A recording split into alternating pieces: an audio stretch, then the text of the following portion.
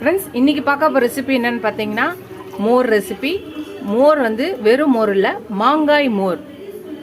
வெறும் மோர் இல்லை, மாங்காய் மோர். வாங்க இந்த மாங்காய் மோர் ரெசிபியை எப்படி செய்யலான்னு பார்க்கலாம். டக்குன்னு செஞ்சிடலாம். நம்ம செய்யப்போ ரெசிபிக்கு முதல்ல இன்னைக்கு மிக்ஸி ஜார் எடுத்துக்கலாம்.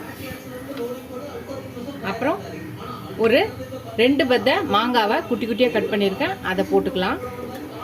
ஒரே ஒரு பச்சை மிளகாய், இதை 2ஆ உடைச்சி போட்டுக்கலாம். ஒரு சின்ன துண்டு இஞ்சி போட்டுக்கலாம். கொஞ்சம் கருவேப்பிலை போட்டுக்கலாம்.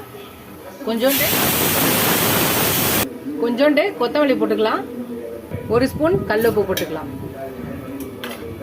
முதல்ல இதை கொஞ்சம் அரைச்சி எடுத்துட்டு வந்துடலாம்.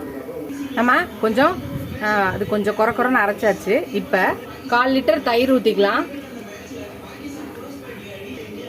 ஒரு 1/4 லிட்டர் தண்ணி ஊற்றிக்கலாம். இப்போ இதை எல்லாத்தையும் திருப்பி அடிச்சு எடுத்துட்டு வரலாம். கொஞ்சம் அரைச்சாச்சு. இப்போ ஐஸ் கியூப்ஸ் கொஞ்சம் போட்டுக்கலாம்.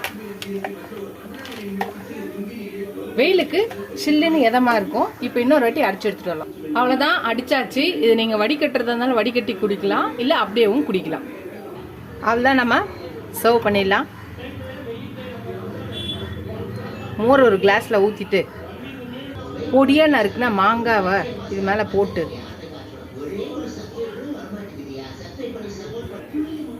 இப்படியே எடுத்து குடிச்சோன்னு வச்சுக்கோங்களேன், இந்த வெயிலுக்கு எதமா சூப்பரா ஃபேண்டாஸ்டிக்கா இருக்கும்.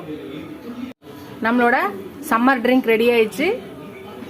நீங்களும் இந்த டக்குன்னு ஈஸியா சிம்பிளா வீட்டில் இருக்க பொருளை வச்சு நம்ம இந்த ட்ரிங்கை ரெடி பண்ணிடலாம். சம்மர் ட்ரிங்கை வெயிலுக்கு ரொம்ப இதமானதும் ரொம்ப ஹெல்த்தியானது மோர்.